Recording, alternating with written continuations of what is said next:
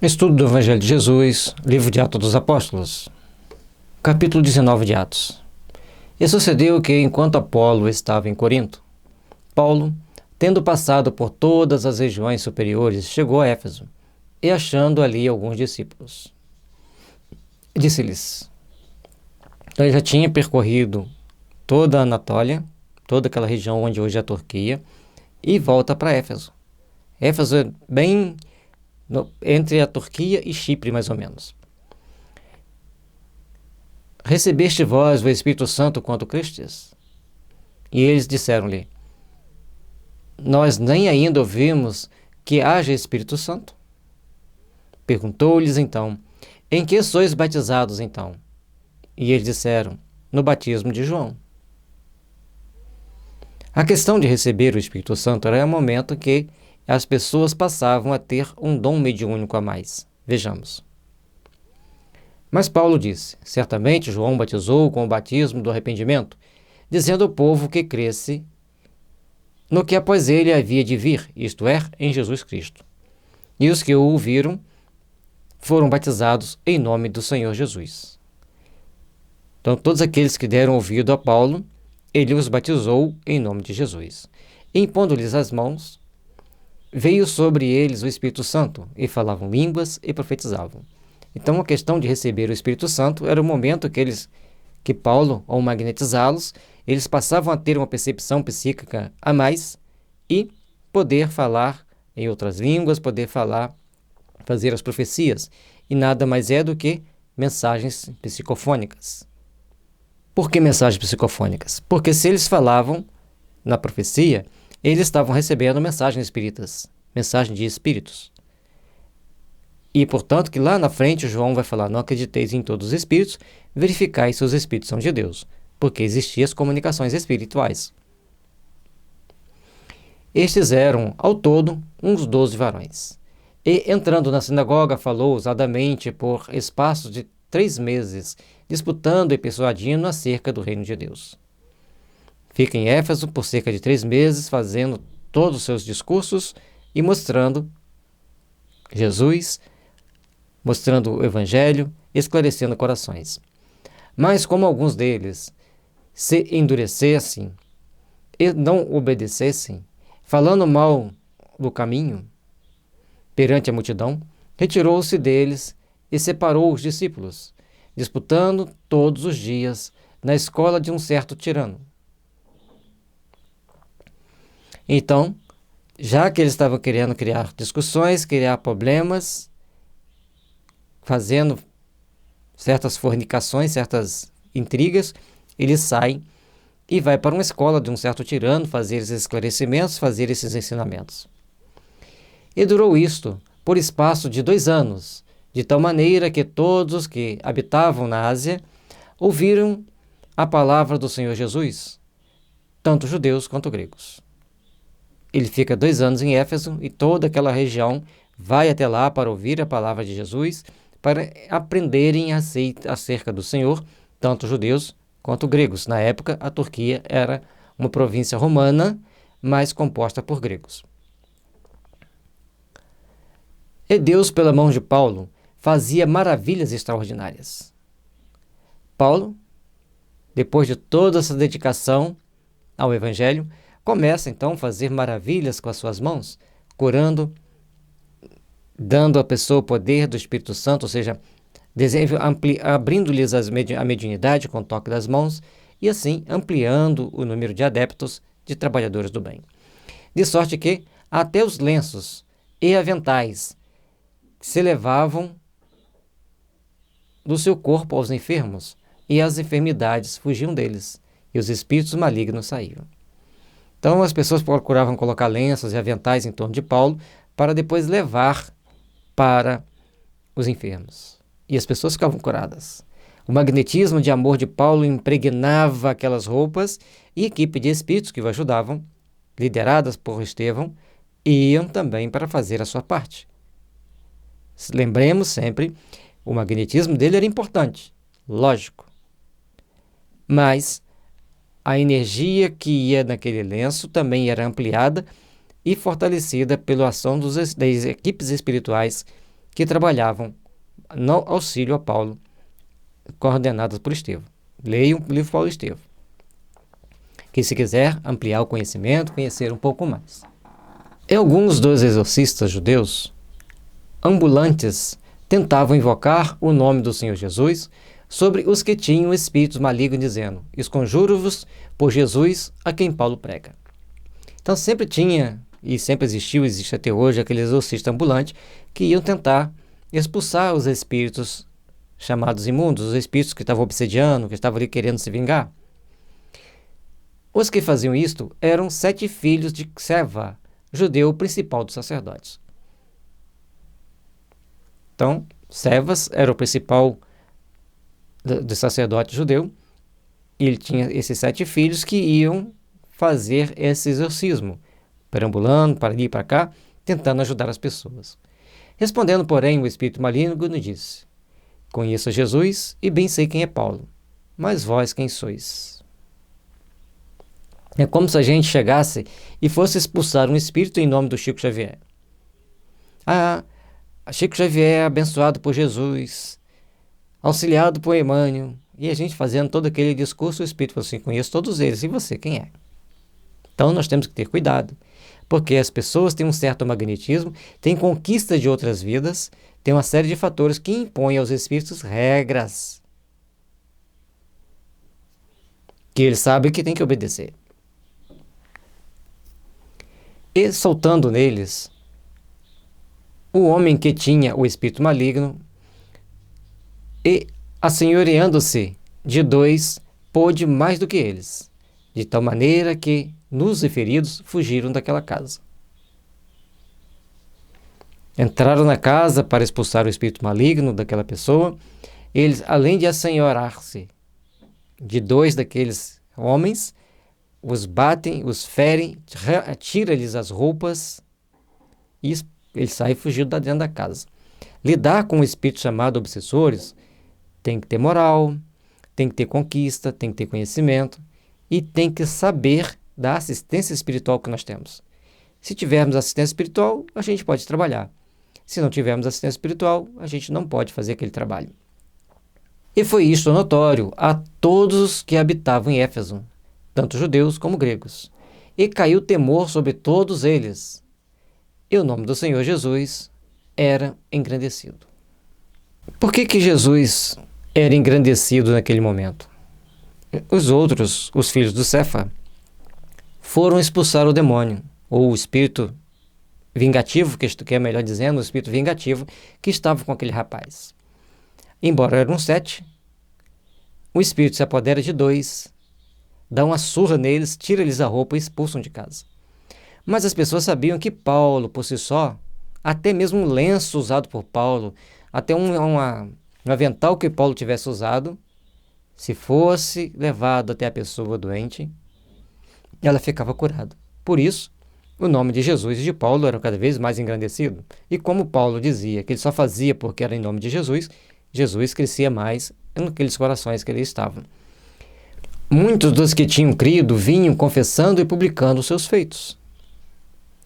Também muitos dos que seguiam artes mágicas trouxeram seus livros e os queimaram na presença de todos, e feita a conta do seu preço, acharam que montava a 50.000 peças de prata.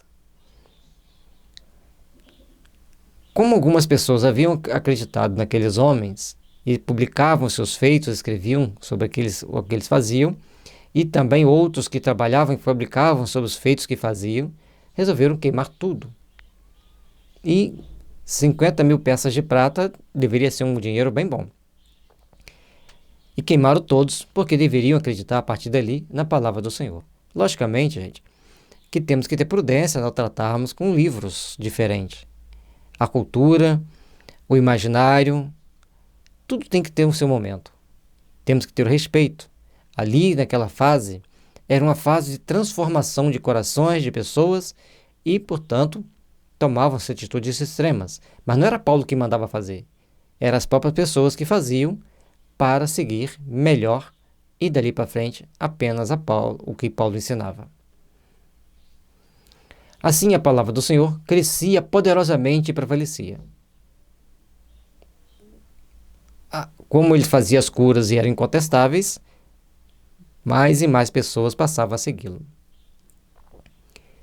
E cumpridas estas coisas, Paulo propôs em espírito ir a Jerusalém, passando pela Macedônia e pela Acaia, dizendo: depois que houver estado ali, importa-me ver também Roma.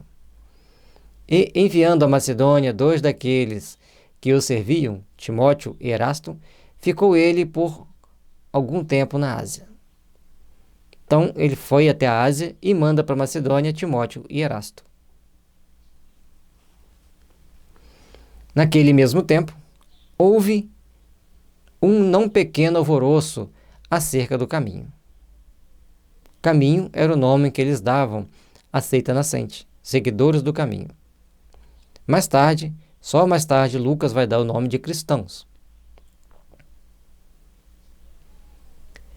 Porque um certo ourives da prata, por nome Demétrio, que fazia de prata nichos de Diana, dava não pouco lucro aos artífices, aos quais, havendo-os ajuntado com os oficiais de obras semelhantes, disse: varões, vós bem sabeis que esse ofício temos a nossa prosperidade. Aí entra o interesse financeiro. Eles faziam todos aqueles estátuas e tantos outros enfeites que as pessoas fazem de Diana, a deusa daquela região. E aí, a partir do momento que as pessoas não começam a não ter mais interesse pelas deidades até então reinantes, eles começam a ter menos lucro e, logicamente, não tiveram a criatividade de criar outras coisas mais atrativas para poderem produzir e vender. E aí vem logo aquela ideia infantil de tentar destruir o outro para poder continuar crescendo. E bem vedes e ouvis que não é só em Éfeso, mas até quase em toda a Ásia, este Paulo tem convencido e afastado uma grande multidão, dizendo que não são deuses os que se fazem com as mãos. E à medida que Paulo ia esclarecendo que o Deus verdadeiro não tem como representá-lo em imagem, porque ele é a suprema perfeição, as pessoas não queriam mais as imagens. Mas eles poderiam fazer anéis, fazer cordão e tantos outros enfeites. Era só usar a imaginação. Mas as pessoas nem sempre pensam assim. Não somente há perigo de que a nossa profissão caia em descrédito, mas também de que o próprio templo da grande deusa Diana seja estimado em nada, vindo a majestade daquela que toda a Ásia e o mundo veneram ser destruída. Ouvindo isso, encheram-se de ira e clamaram dizendo: grande é a Diana dos Efésios. Em todas as épocas, em todas as situações, existiram pessoas prontas a tirarem vantagem dos templos. Portanto, Jesus expulsa os vendilhões do templo, procurando levar para as pessoas o entendimento de que o templo é um local sagrado, não é local de comércio, não é lugar de transações financeiras, é um local para nós dedicarmos o nosso espaço com amor e fraternidade. E encheu-se de confusão toda a cidade, e unânimes correram ao teatro, arrebatando a Gaio e a Aristarco, macedônios, companheiros de Paulo de viagem.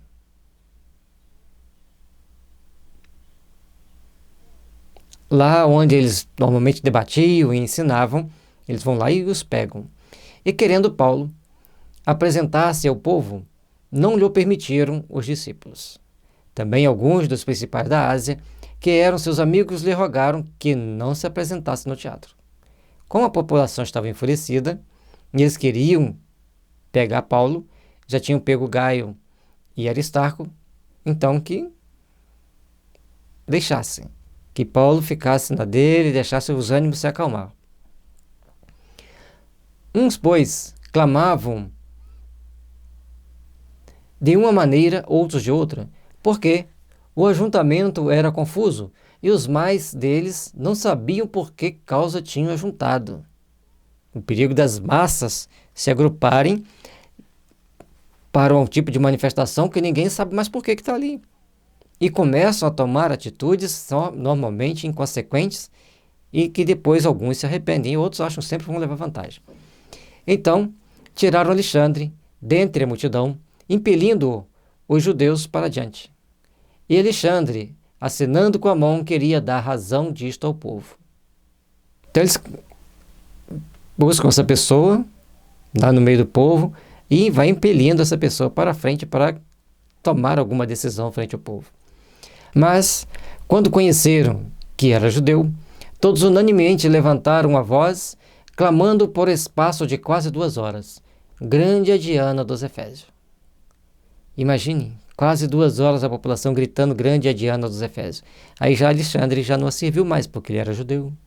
Eles queriam um grego representar aquilo que eles queriam. Então, o escrivão da cidade, tendo apaziguado a multidão, disse: Varões Efésios, qual é o homem que não sabe que a cidade dos Efésios é a guardadora do templo da grande deusa Diana, e deu a imagem que desceu de Júpiter? Para aplacar a multidão, tinha que ter algo que mostrasse a eles o poderio de Diana, o poderio daquele templo. Ora, não podendo isto ser contraditado, convém que vos aplaqueis e nada façais temerariamente, porque esses homens que aqui trouxestes nem são sacrílegos, nem blasfemos da vossa deusa. Eles não estavam fazendo nada contra a deusa, não falavam mal da deusa, apenas exaltavam a grandeza de Jesus. E nem diziam que eles não poderiam mais crer na deusa, nem muito menos os proibiam de ir ao templo da deusa. Simplesmente pedia-os que acreditassem em Jesus. Para que criar tanto problema? Deixa-os em paz. Mas, se Demétrio e os artífices que estão com ele têm alguma coisa contra alguém, há audiência e há procônsules que se acusem uns aos outros. Então, antes de Demétrio criar confusão, ouriçar toda a multidão contra as autoridades, deveriam então procurar os cônsules e chegar lá nas audiências, conversar com eles e fazer as acusações, que um acuse o outro. Mas não diante da multidão para tomar atitude impensada, e normalmente a multidão sai por um caminho mais perigoso. Mas, se alguma outra coisa demandais, averiguar-se-á em legítimo ajuntamento. Na verdade, até corremos perigo de que, por hoje, sejamos acusados de sedição, não havendo causa alguma com que possamos justificar este concurso. E, tendo dito isso, despediu o ajuntamento. Sedição é se rebelar contra a autoridade do Estado, fazer uma rebelião.